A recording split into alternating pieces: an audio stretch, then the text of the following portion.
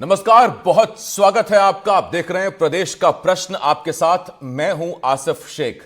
Police वाले इसलिए होते हैं ताकि वो अपराधियों पर कार्रवाई करें, अराजक तत्वों पर लगाम लगाएं और समाज में जहां कहीं गलत हो रहा है तो उनको सबक सिखाएं। लेकिन क्या हो अगर पुलिस वाले ही अपराधियों के साथ मिलकर उनके साथ साठगांठ कर मामले दबाने लगें और अपराधियों को बचाने लगें। इस बार मामला राजधानी भोपाल के ऐशबाग से सामने आया है, जहां 8 पुलिस वालों को सस्पेंड कर दिया गया। इन पर आरोप है कि इन्होंने फर्जी कॉल सेंटर और ठगों के साथ डील की, उनके खिलाफ कार्रवाई ना करके उनसे लाखों रुपए की रिश्वत ली। कई सवाल हैं जिनके जवाब जानने की कोशिश करेंगे। एक खास पैनल भी हमारे साथ जुड़ेगा, लेकिन आइए सबसे पहले एक रिपोर्ट देखते हैं।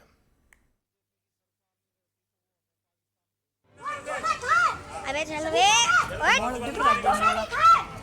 उधर अगर कोई भी आए ना तो सोच लेना, आगे से नहीं तो ये लोग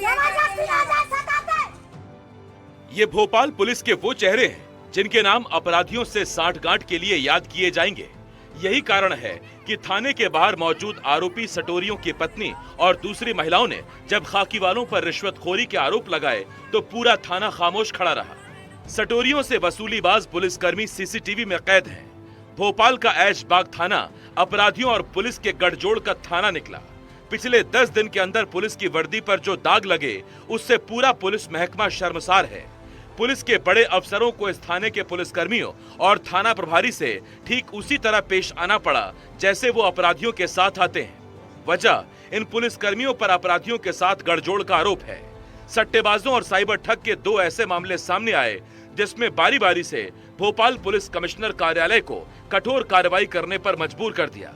दोनों ही मामलों से जुड़े सबूत इतने भारी थे कि थाना प्रभारी और बाकी आरोपी पुलिसकर्मियों पर उसी थाने में मामले दर्ज किए गए।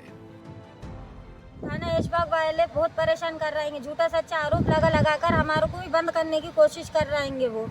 और अभी भी कब मेरे को पता चला है कि मेरे ऊपर भी उन्होंने झूठी कार्रवाई कर दी है। ये वही ठिकाना है जहाँ पर साइबर ठग बैठकर अपने ठगी के कारोबार को संचालित किया करते थे और जहाँ पर पुलिस और अपराधियों की गठजोड़ के साइबर ठगों के कॉल सेंटर चलाया करते थे और यहीं पर पुलिस ने छापे की कार्रवाई को अंजाम दिया था। और दूसरी ओर आपको बताऊं तो ये वो ठिकाना है जहाँ पर सटोरियों सट्टा चलाया करते थे और पुलिस उनको संरक्षण दिया जाती थी। इन्हीं तंग गलियों के बीच में से पुलिस की गाड़ी होकर गुजरा करती थी और यहीं पर तमाम सीसीटीवी कैमरे में कैद हुए हैं पुलिसकर्मियों के वो प्रमाण, जहाँ पर वो सट्टेबाजों से ना सिर्फ रिश्वत लिया करते थे बल्कि सट्टे को चलाने वाले जो आरोपी हैं उन पर कार्रवाई नहीं करते थे और उनको मोटी रकम लेकर छोड़ दिया करते थे। आरोप है कि ठगी के कॉल सेंटर संचालक से थाना प्रभारी जितेंद्र गढ़वाल एएसआई पवन रघुवंशी के जरिए से रिश्वतखोरी कर रहे थे। इस बात का खुलासा तब हुआ जब पवन के घर पुलिस अधिकारियों ने छापा मारा और 5 लाख की रिश्वत लेते रंगे हाथों गिरफ्तार किया। पवन के पकड़े जाने के बाद ऐशबाग थाना प्रभारी Jitendra Garhwal, ASI Manoj Kumar, head constable Dharmendra Singh और एएसआई पवन रघुवंशी को सस्पेंड कर एफआईआर दर्ज कर ली गई। आरोप है कि करोड़ों के ठगी के आरोपी मुइन से पूरे थाने ने साठगांठ कर रखी थी। इसी तरह कुछ दिन पहले भी सट्टेबाजों से मिलीभगत के आरोप में इसी थाने के 4 पुलिसकर्मी सस्पेंड हुए थे। यानी अभी तक कुल 8 पुलिसकर्मी सस्पेंड हो चुके हैं। उसमें कुछ लोगों की भूमिका संदिग्ध पाई गई है। पुलिस उस मामले की जांच कर रही है और जो लोग भी उसमें संदिग्ध पाए गए किसी भी स्तर पर उन्हें निलंबित करके जांच की जाए।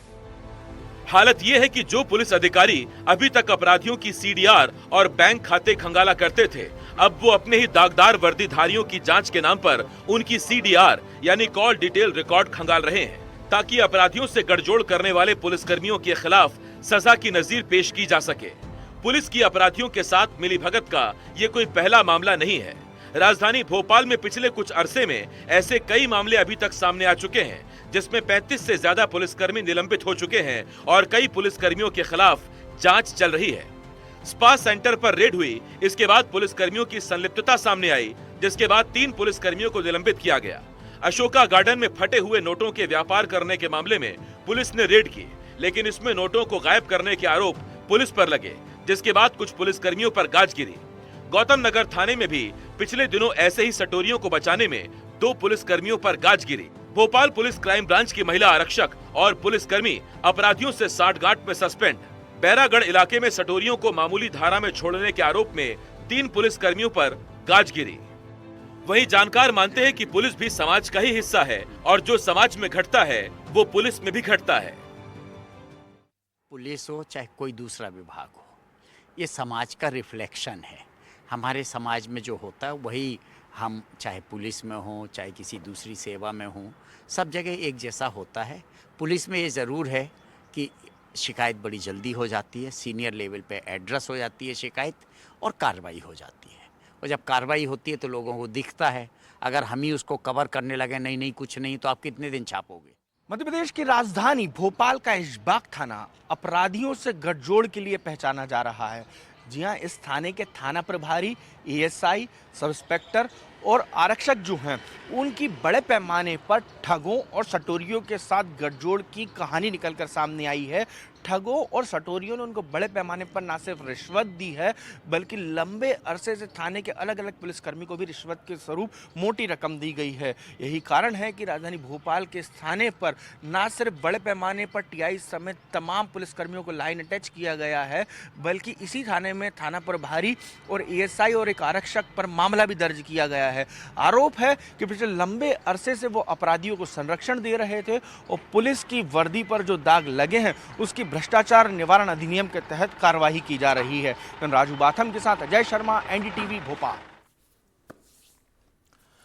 ये हमने आपको एक रिपोर्ट दिखाई, पूरा मामला आपको समझाया, लेकिन अब कई सारे सवाल भी खड़े हो रहे हैं और इस मामले पर कुल 7 सवालों में ये ठग पुलिस आ गई। ठग पुलिस इसलिए कह रहे हैं क्योंकि ठगों के साथ उनका गठजोड़ सामने आया है। पहले देखिए, सवाल इस बात पर उठ रहे हैं कि अपराधियों को अगर पुलिस ही संरक्षण देगी तो फिर कार्रवाई कौन करेगा। एक थाने में ये खेल उजागर हुआ है, ऐसे और कितने थाने हैं? सवाल ये है कि ये कब से चल रहा था और अपराधियों को रिश्वत लेकर कब से छोड़ा जा रहा था। अगर एफआईआर ही नहीं होगी तो कोर्ट तक असली चीजें पहुंचेंगी कैसे, सच कैसे पहुंचेगा। घूस से ही अगर मामले तय होंगे तो फिर पुलिस पर भरोसा कैसे रहेगा और क्या ऐसे ही पुलिस वालों को हमेशा के लिए नौकरी से बाहर निकाल देना चाहिए। और अगर पूरा थाना ही अपराधियों की मदद करता रहा तो फिर अफसर क्या कर रहे थे। ये वो तमाम सवाल हैं जो इस वक्त खड़े हो रहे हैं। इन्हीं सवालों के जवाब जानने की कोशिश करेंगे। हमारे साथ एक खास पैनल जुड़ रहा है। हमारे साथ इस वक्त उत्तर प्रदेश के पूर्व डीजीपी अरविंद कुमार जैन जी हमारे साथ जुड़ रहे हैं। इसके साथ साथ वकील तनुज दीक्षित जी इस वक्त हमारे साथ जुड़ रहे हैं और मेरे सहयोगी अजय शर्मा हमारे साथ जुड़ रहे हैं। तनुज जी, अरविंद सर, मैं आप दोनों का बहुत बहुत स्वागत करता हूं। अजय भी मेरे सहयोगी हमारे साथ हैं। अजय ने इस पूरी खबर को कवर किया और हम उसी पर आज डिबेट कर रहे हैं, बहस कर रहे हैं। लेकिन अरविंद सर, अगर ऐसे ही खेलना है, अगर यही तरीका है तो फिर मुझे और अजय को भी कहीं से कुछ घूस मिल जाए तो हम भी बंद कर देते हैं, नहीं करते हैं बात, नहीं पहुंचाएंगे ये खबर किसी तक, अगर यही तरीका है तो। देखिए, बहुत शर्मनाक है और मेरी समझ में नहीं आ रहा कि इसमें सीनियर ऑफिसर्स के खिलाफ कार्रवाई क्यों नहीं हुई है। एसीपी रैंक के लोग हैं, एडिशनल डीसीपी हैं, डीसीपी हैं, उनका क्या सुपरविजन है? उनको क्या जानकारी नहीं है? अगर उनको जानकारी नहीं है, वो नादान हैं, उन्हें कोई पता ही नहीं है कि उनके नीचे क्या कार्यकलाप चल रहे हैं, तो अपनी पोस्ट पे रहना डिजर्व नहीं करते हैं। और अगर उनकी भी मिली भगत है तो उनके खिलाफ भी कठोर कार्रवाई होनी चाहिए। अगर ऐसा नहीं होगा तो जो ऐसे भ्रष्ट पुलिसकर्मी हैं उनका मनोबल बढ़ेगा, अन्य लोगों का मनोबल बढ़ेगा। जिस प्रकार से ये चल रहा है, इसको भी मध्य प्रदेश पुलिस को, मध्य प्रदेश के डीजीपी को, मध्य प्रदेश के मुख्यमंत्री को इस ओर भी ध्यान देना चाहिए कि क्या वहां पे खुलेआम सटोरिये एक्टिव हैं प्रदेश में? सट्टे के कारोबार क्या लगातार चल रहा है? अगर ऐसा है तो उस पर पूरे स्टेट लेवल पर सख्ती होनी चाहिए और सट्टे के कारोबार को बिल्कुल नेस्तनाबूद करना चाहिए। ये जो अपराधियों से मिली भगत पुलिस की सटोरियों से, साइबर ठगों से ये बातें निकलकर सामने आ रही हैं, ये बहुत शर्मनाक है। बड़ी कड़ी कार्रवाई की जानी चाहिए, इसमें किसी को बख्शा नहीं जाना चाहिए। अरविंद सर, क्योंकि आप सिस्टम से जुड़े रहे हैं, आप सर्विस में रहे हैं, इसलिए मैं आपसे एक बात पूछता हूं, क्या हम इस बात को लेकर संतुष्ट हो जाएं कि पुलिस पर पुलिस ने ही कार्रवाई की, पुलिस वाले को रिश्वत लेते हुए पुलिस वालों ने ही धर दबोचा, हम इसकी तारीफ करें? या जो एंगल जो मैंने आपसे पूछा, सवाल पूछा कि सीनियर क्या कर रहे थे, वो बड़ा सवाल है? देखिए, मैं भी एसपी सिटी भी रहा हूं कई शहरों में यूपी में, और एसएसपी भी रहा हूं। जहां सूचना मिलती थी कि सट्टा हो रहा है, वहां किसी अधीनस्थ को कभी नहीं कहा जाता था स्वयं रेड डालने जाता था, या डलवाई जाती थी अन्य थानों की पुलिस फोर्स को एकत्रित करके, और सब पकड़ के बंद कर दिए जाते थे।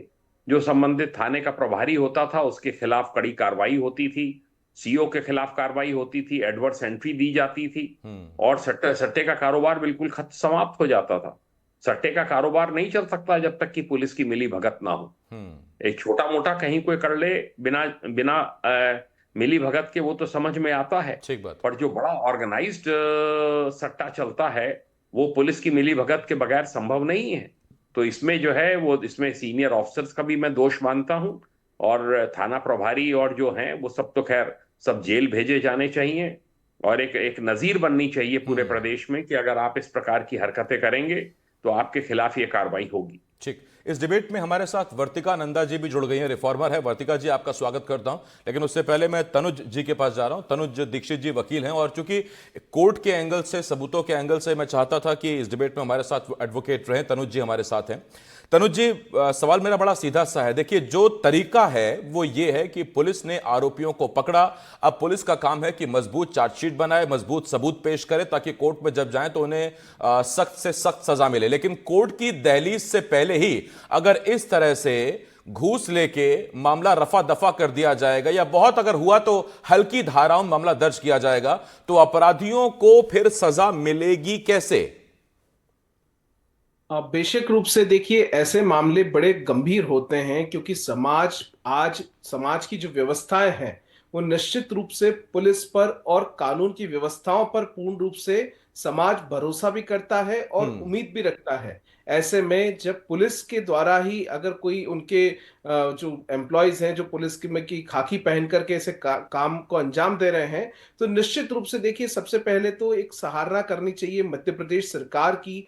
जिस तरीके से आज हम देख रहे हैं आए दिन अलग अलग विभागों में, अगर आपको ध्यान हो आसिफ भाई, तो पिछले दिनों इंदौर में भी कुछ ऐसे ही मामले को लेकर के 14 अलग अलग पुलिस कर्मियों को अलग अलग थानों के सस्पेंड किया गया था। तो निश्चित रूप से अब चाहे ड्रग्स माफियाओं का मामला हो, चाहे सटोरियों का सट्टे को लेकर के मामला हो, या अन्य कोई प्रकरण हो, तो आज प्रशासन के ऊपर मतलब एक हम कहेंगे शासन भी उस तरीके से सजग है कि जो अपने ही बराबर जो अपने यहाँ पर घुन कहते हैं ना, हमारे यहाँ पर कोई दीमक लग जाता है तो वैसे उस लकड़ी को हटा दिया जाता है, वैसी कार्रवाइयां शुरू हो चुकी है। और बेशक रूप से अगर कार्रवाई हो रही है, इसका मतलब जागरूकता, एक सजगता देखने को मिल रही है। तो हम पूरी उम्मीद लगा सकते हैं कि इसमें जो जांच होगी वो निष्पक्ष होगी, और निष्पक्ष जांच के बाद जो इसके अंदर धाराएं में पंजीबद्ध होगी ये एफआईआर, वो बेशक रूप से कठोर और कटिबद्धता के साथ में ही इस प्रकरण को लिया जाएगा। जी आसिफ जी। ठीक, मेरे साथ वर्तिका नंदा जी हैं, जरा मैं उनसे सवाल पूछता हूं। वर्तिका जी, देखिए, 5 लाख रुपए एक एएसआई के घर से मिले। हो सकता है, मुझे नहीं मालूम, हो सकता है कि ये किसी कांस्टेबल का सालाना पैकेज हो जो उन्होंने एक मामले में उनके घर रिश्वत पहुंची, और 10 लाख रुपए और पहुंचने वाले थे, लेकिन जैसे ही छापे की खबर पड़ी वो 10 लाख रुपए कहीं और चले गए। यानी 3 साल का मोटा मोटा सैलरी एक दिन में पहुंचने वाला था। तो इतने गंभीर मामले में क्या सस्पेंशन पर्याप्त कार्रवाई आप मानती हैं, या जिस तरफ अरविंद सर इशारा कर रहे थे कि इन पर तो नजीर पेश होनी चाहिए, वो बर्खास्तगी या एफआईआर या सश्रम कारावास, वो कुछ इस तरह का होना चाहिए, तभी नजीर बनेगी? देखिए, पहली बात तो ये है कि क्योंकि ये खबर मीडिया के संज्ञान में आई है और मीडिया उस पर अब चर्चा कर रहा है, तो कुछ दिनों तक तो इस पर कार्रवाई की तरफ आगे बढ़ते हुए हम जरूर देखेंगे। नजीर बनाना इतना आसान नहीं लगता, होता भी नहीं, और इतनी निचले स्तर पर अगर इस किस्म की भ्रष्टाचार हुआ है तो ये बात है कि हमें समझना चाहिए कि एक संकेत है, ये एक सैंपल है असल में। वो इस तरह से कि भ्रष्टाचार आमतौर पर ऊपर से नीचे की तरफ जाता है। अगर ऊपर के स्तर पर एक बड़ी मजबूत नजीर बनती है, जिसके बारे में अभी कहा गया, तो नीचे तक आने तक, उस तबके तक आने तक जरूर ही उस पर एक रोकथाम किया दृश्य जरूर बनता है। समस्या सिर्फ ये होती है कि मीडिया इस तरह के जब इंसिडेंट्स होते हैं उसे उठाता है, और कुछ ही दिनों में या कुछ ही घंटों में जैसे ही कोई और खबर आती है जो इससे थोड़ी सी बड़ी होती है, ऐसी खबर बैक सीट ले लेती। मैं समझती हूँ कि जो धाराएं लगाई जाएं वो उपयुक्त धाराएं हों, और वो ये भी इस बात को इंश्योर करती हूँ कि जो सजा हो वो सही समय पर और जल्दी हो। हम फास्ट ट्रैक की बात आमतौर पर करते हैं जब अपराध महिलाओं से जुड़े हुए होते हैं। मैं समझती हूँ फास्ट ट्रैक कोर्ट्स करप्शन के केसेस में भी बहुत सीरियसली और बहुत तेजी के साथ उन्हें काम करना चाहिए। भारत में आज भी दो विशेष तौर पर जो दो ऑर्गेनाइजेशंस हैं, जो दो फोर्सेस हैं, जिनकी विश्वसनीयता बेहद तेजी के साथ गिरी है, उसमें बेशक पुलिस है और दूसरा, हमें सुनने में बुरा लगेगा लेकिन दूसरा मीडिया भी है। दोनों की ही विश्वसनीयता में गिरावट आई है, दोनों के ही प्रति सम्मान में भी गिरावट आई है, क्योंकि जो भ्रष्ट पुलिस है उस पर हम आमतौर पर एक्शन होते नहीं देखते, और जो भ्रष्ट मीडिया है उस पर भी हम एक्शन होते हुए नहीं देखते। और मीडिया की अपनी व्यस्तताएं भी हैं, वो ब्रेकिंग न्यूज के पीछे भागता है और न्यूज को लेकर उसकी सेंसिटिविटी और उसके पास समय की कमी बहुत है। अगली खबर आई नहीं कि पिछली खबर फिर गई। तो इसके लिए मैं समझती हूँ जरूरी बात यह है, मीडिया ऐसे घटनाओं को भूले ना, बार बार वो याद दिलाए, ताकि न्यायपालिका भी सजग और सतर्क रहे और कानूनी प्रक्रिया भी सटीक तरीके से हो सके। वर्तिका जी, मैं आपकी बात से सहमत हूँ। बाकी मैं इतना कहना चाहूँगा कि आप अच्छा देखना चाहें तो एनडीटीवी देखते रहिए। अच्छी खबरें मैं पढ़ता हूँ, बताता हूँ, हमारा चैनल भी अच्छी खबरें बताता है। अब मैं ज़रा अपने सहयोगी अजय के पास जा रहा हूँ। अजय, मैं आपके पास आ रहा हूँ। मैं इस पूरी डिबेट में अजय ये सोच रहा था कि जिस शख्स के पास 25 लाख रुपए थे जो पुलिस वालों के साथ डील कर सके, उसने किया, लेकिन एक ऐसा आम आदमी या छोटा अपराधी या पहला ऐसा अपराधी जिसके पास इतने पैसे हैं ही नहीं कि वो पूरा थाना खरीद सके, खरीद से मेरा मतलब सीधी बात है कि वो पैसे भर सके, तो इसका मतलब फिर वो अपराधी है पुलिस की नजर में भी पुलिस सबूत भी जुटाएगी, कोर्ट में ले जाएगी, कोर्ट उसे बना देगा, दोषी कर देगा क्योंकि सबूत उसके खिलाफ है। लेकिन इन मामलों में अगर कॉल सेंटर के मामले में 25 लाख की रिश्वत, तो इसका मतलब पॉक्सो के मामले में 50 लाख, 1 करोड़ की रिश्वत, उसके बाद आप साफ कोर्ट की तो फिर कोई बात ही नहीं रह गई, आपने तो पहली दफा कर दिया। देखिए आसिफ, मैं थोड़ी बात को एक जुदा अंदाज में आपको बताता हूँ। आप सब ने और वर्तिका नंदा जी ने भी और अरविंद जी ने भी और अनुज ने भी जो है पिछले कुछ अरसे में भोपाल की एक तस्वीर देखी होगी गोल्डन कार की। उस गोल्डन कार की हकीकत से सब वाकिफ होंगे, जिसमें तकरीबन 52 किलो सोना रखा था, 11 करोड़ रुपए से ज्यादा का कैश रखा था। और जिस सुबह वो खबर बाजार में मीडिया की सुर्खियां बनी थी, उसके पहले रात में वो यदि गाड़ी जो थी गोल्डन कार जिसे कहा गया था, इनोवा क्रिस्टा, जिसमें बड़े पैमाने पर गोल्ड था, वो गाड़ी को पुलिस वालों ने हाथ तक नहीं लगाया था। उनको मालूम था अंदर इसके कितना माल रखा हुआ है। जब भोपाल पुलिस कमिश्नर हरिनारायण चारी से हमने पूछा था कि उन्होंने कहा कि 10 लाख से ज्यादा कि हम कैश को नहीं पकड़ते हैं और इस पूरे मामले को हमने इनकम टैक्स को हैंडओवर कर दिया। तो उस दिन बड़ी हंसी आ रही थी मुझे कि वो गाड़ी के अंदर नकदी की गिनती भी नहीं हुई थी, वो बोरों में क्या भरा था, बैग में कितना किलो सोना भरा था, उनको भी नहीं मालूम था, लेकिन उनको ये अंदाजा था कि 10 लाख से ज्यादा है।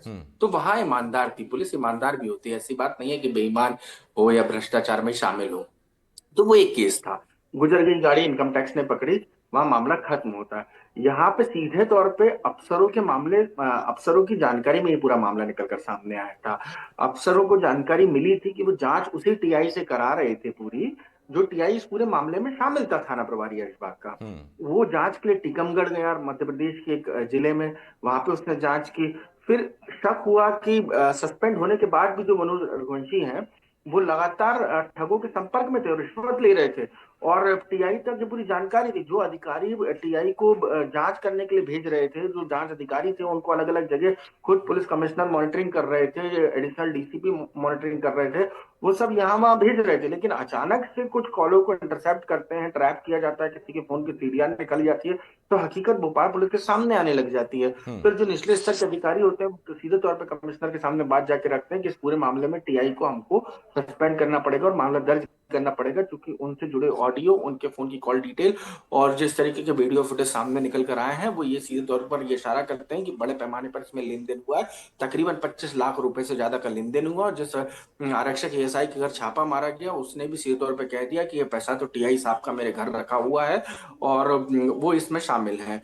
मतलब साफ एक कड़ियां जुड़ गई। अधिकारी कल सुबेरे की स्थिति आपको बता रहा हूँ, कल सुबेरे भोपाल पुलिस कमिश्नर इस पूरे मामले में ऑर्डर साइन करके सस्पेंशन का निकले हैं, जिसके बाद वो आज रात तक भी जो है अपने दफ्तर नहीं पहुंचे और कोई पुलिस अधिकारी इस पूरे मामले पर बोलने के लिए तैयार नहीं था। भारी दबाव में भी हमने उनसे 1 मिनट से कम की भी मतलब 30 सेकंड की प्रतिक्रिया ली, वो भी उनने गोलमोल तरीके से भी इस पूरे मामले में जो कार्रवाई हुई है वो भी आपके सामने है। लेकिन सवाल यही है कि ये कोई इकलौता मामला नहीं है। भोपाल में पिछले 1-2 महीने से मैं देखता आ रहा हूँ लगातार आकर जिस तरीके के हमने मामले बताए हैं, उसमें सटोरियों के खिलाफ अभियान चलाती है तो पुलिसकर्मी सटोरियों को जानकारी लीक कर देते हैं, उनको छोड़ दिया जाता है। भोपाल हाँ, और फिर वो एक सीसीटीवी फुटेज भी सामने आया जिसमें 2 पुलिस वाले बाइक पर घूमते दिख रहे हैं। ये तो अपने आप में एक सबूत है। अजय, लौट रहा हूं आपके पास। अरविंद सर, आपसे एक सवाल। जैसा तनुज जी ने, वर्तिका जी ने कहा कि अमूमन भ्रष्टाचार ऊपर से नीचे, नीचे से ऊपर चलता है, इस मामले में क्या पैसा ऊपर नहीं जा रहा था और जब ये पता लगा तो ऊपर वालों ने कार्रवाई कर दी, नाराज हो गए, या फिर जब इस बारे में कोई भनक ही नहीं थी? और इन दोनों स्थितियों में अगर कुछ भी है तो वो फेलियर है। देखिए, तो मैं पहले ही कह चुका हूं कि टोटल फेलियर है। अगर भनक थी तो मिली भगत है, अगर जानकारी नहीं है तो ऐसे अधिकारियों को पुलिस फोर्स में रहने का कोई अधिकार नहीं है। हम लोग भी डिस्ट्रिक्ट्स में जाते थे, चार्ज लेते थे, एक कुछ बातें बड़ी क्लियर कर दी जाती थी पहली मीटिंग में ही अधिकारियों के साथ कि भाई हम सट्टा कोई किसी प्रकार का बर्दाश्त नहीं करेंगे, गैम्बलिंग डेंस बर्दाश्त नहीं करेंगे, जो नारकोटिक्स की सेल है उसको बर्दाश्त नहीं किया जाएगा, जो पुराने क्रिमिनल्स हैं, वांटेड क्रिमिनल्स हैं, इनके खिलाफ अभियान चलेगा। भाई लंबी लिस्ट है, वो बता दिया जाता था और पहले रोज से ही, पहली रात से ही रेड्स पड़नी शुरू हो जाती थी। एक मैसेज कन्वे हो जाता था कि ये चीजें नहीं होंगी, बात खत्म हो गई। ये यहाँ मुझे कन्वे होता नहीं लग रहा है। यहाँ ये लग रहा है कि मिली भगत है और ये चल रहा है धंधा। जब हाईलाइट हो गया तो फिर उन्होंने कार्रवाई कर दी। बहुत कड़ी कार्रवाई ऐसे में होनी चाहिए। जैसा मैं कह चुका हूं, अगर आपको पूरे प्रदेश में सट्टा रोकना है, प्रदेश में ये जो स्पा सेंटर चल रहे हैं जिसमें गड़बड़ियां हो रही हैं, देखिए पुलिस एक ऐसा फोर्स है जिनकी जानकारी में सारी जो क्षेत्र की गड़बड़ियां हैं, क्षेत्र के जो अपराध हैं, वो जानकारी में धीरे धीरे आ जाते हैं। मैं ये नहीं कहता कि हर अपराध जानकारी में आ जाता है, पर इस प्रकार की जो ये कुरीतियां हैं जो समाज में चल रही हैं, पनप रही हैं, मसाज पार्लर चल रहे हैं, इन सब के बारे में जानकारी पब्लिक से धीरे धीरे मिलती रहती है। और अगर आप उस पर कार्रवाई नहीं कर रहे हैं तो बड़ा स्पष्ट है। नहीं, मैं आपकी बात से पूरी तरह इत्तेफाक रखता हूं इस लिहाज से कि अगर कोई दूसरे जगह का आदमी किसी महिला की चेन छीन कर भाग जाए तो एक बार को बड़ा मुश्किल है उससे पकड़ लेना, उसके पास अगर बाइक वाइक नहीं है। लेकिन हाँ, अगर कोई फर्जी कॉल सेंटर चल रहा है, स्पा सेंटर चल रहा है, तो वो वहां पर स्थायी है, लगातार काम हो रहा है, उसकी जानकारी तो होनी ही चाहिए, जिस तरफ आपने इशारा किया। अब जरा तनुज जी, आपसे मेरा एक सवाल है। तनुज जी, मुझे ये बताइए कि क्या लंबी कानूनी प्रक्रिया भी एक जिम्मेदार फैक्टर आपको नजर आती है क्या? कई बार आम आदमी भी हमने देखा है कि वो परेशान रहता है, पुलिस से कहता है कि पुलिस समझौता कराने के नाम पर घूस मांग रही है, और वो इसलिए मजबूर हो जाता है क्योंकि वो नहीं पढ़ना चाहता कोर्ट कचहरी के चक्कर में। उसे कानून पर यकीन तो है, लेकिन वो लंबी चलने वाली प्रक्रिया, लंबे खर्चे से शायद वो परेशान है, इसी वजह से सोचता है कि थाने में अगर कुछ ले देकर कुछ अगर निपट जाए, सुलट जाए मामला, तो बेहतर है। देखिए आसिफ जी, अब जो है नए, जब से देश में 3 नए कानून लागू हुए हैं, खास करके भारतीय नागरिक सुरक्षा संहिता, उसके बाद में कानून में और कानूनी प्रकरणों में, खास करके थानों से कोर्ट तक पहुंचने वाली जो देरी है, उसमें काफी हद तक हम आए दिन खास करके क्रिमिनल मामलों में बहुत बेहद सुधार देख रहे हैं। अब एक जो डेडलाइन होती है वो 90 डेज की होती है और मैक्सिमम 180 डेज तक जाती है। तो अब लोगों को थोड़ा सजग होने की भी आवश्यकताएं हैं। और साथ ही साथ एक और चीजें, जो इस तरह के प्रकरण होते हैं, इनके अंदर जो अभी कानून के अंदर खास करके धारा भारतीय न्याय संहिता की सेक्शन 173 जो ब्राइबरी के लिए है, खास करके इस तरह की धाराओं का इसमें इम्पोज किया जाता है। मुझे लगता है कि इसमें जो सजा का प्रावधान है वो लगभग 1 साल तक की सजा और जुर्माना है, लेकिन निश्चित रूप से आने वाले समय में इस पे भी कुछ सख्त और धाराएं और कानून इस पे बनना चाहिए। ठीक, बहुत जल्दी में वर्तिका जी, मेरा आपसे एक सवाल। वर्तिका जी, उस वक्त आप जुड़ी नहीं थी, मैंने अरविंद सर से पहले ही सवाल थोड़ा सटायर में पूछा था। मैंने कहा था कि अगर मुझे और अजय, हम दोनों को घूस दे दी जाए तो हम ये मुद्दा ही नहीं उठाएंगे, अगर ऐसे ही तरीका और यही काम करने की बात है। मैं आपसे भी यही सवाल पूछ रहा हूं कि पूरा थाना इसमें शामिल हो गया था, यह बहुत खतरनाक बात है। अब सोचिए, डिबेट से पहले मैं आपको फोन करता और कहता कि आरोपियों की तरफ से इतने लाख की पेशकश आई है, वर्तिका जी आपको कुछ नहीं कहना, मैं भी आपसे कुछ नहीं पूछूंगा, तो ये तो बड़ा गंभीर हो जाएगा। थाने में कोई तो ऐसा होता जो इसका प्रतिकार करता, विरोध करता, जो चीजों को सामने लाता। पूरा थाना शामिल होगा तो फिर कैसे चलेगा? देखिए, इसीलिए बहुत जरूरी है कि इस पर बहुत जल्दी एक्शन लिया जाए। शब्दों से कुछ नहीं होता। जरूरी ये है कि हमेशा एक मिसाल ऐसी जरूर बननी चाहिए जिससे सबको समझ में आए कि गलत काम करने के नतीजे क्या होते हैं। होता यह है कि कोई भी मामला ऐसा जब सामने आता है, वो महीनों और सालों जब लटकता है, तो लोगों को ऐसा लगता है कि गलत काम करने पर भी जो सजा है वो बहुत समय बाद मिलेगी। और ये तो बात मानने की है कि बुराई बहुत तेजी से फैलती है, लेकिन बुराई की सजा भी देरी से मिलती है। सजा मिलती जरूर है, लेकिन मिलती है। हमें इसी को बदलना है कि अच्छाई तेजी से फैले, और बुराई जब फैले, बुराई का तुरंत उस पर एक्शन हो। एक और बात यह है कि ऐसा नहीं है कि सभी पुलिसकर्मी खराब हैं या करप्ट हैं। ठीक बात। इस सब का खामियाजा वो लोग उठाते हैं जो भले लोग होते हैं, चाहे वो भले पुलिस या वो भले मीडिया के लोग हों। इस तरह की स्टोरीज के आने के बाद मुझे बड़ा यही अच्छा होता लगा है। वर्तिका जी, आपने कुछ पुलिस वालों को भी सम्मान दिया, कुछ मीडिया वालों को भी सम्मान दिया। आपके सम्मान को मैं सिर माथे पे रखता हूं। बाकी मेरे पास बहुत खत्म हो गया। हाँ, मैं इतना ज़रूर कहना चाहूँगा इस कंक्लूजन में कि देखिए, विभाग ने ही कार्रवाई की, ये भी हमें नहीं भूलना चाहिए। और जहाँ बात ईमानदारी जताने दिखाने की है, तो वहाँ अपना आप ईमानदारी से काम करते रहिए। बाकी कानून पर भरोसा रखिए और साथ ही ईमान की भी थोड़ी सी चिंता रखिए। जवाब तो देना ही होगा, इधर वाली कोर्ट में भी और ऊपर वाली कोर्ट में भी। बहुत धन्यवाद है, मैं आप सभी का धन्यवाद करता हूं। अरविंद सर, तनुज जी, वर्तिका जी, आपका धन्यवाद। अजय, बहुत शुक्रिया आपका हमारे साथ जुड़ने के लिए। छोटा सा ब्रेक है, ब्रेक के उस पार तमाम बड़ी खबरें जल्द लौट रहे हैं।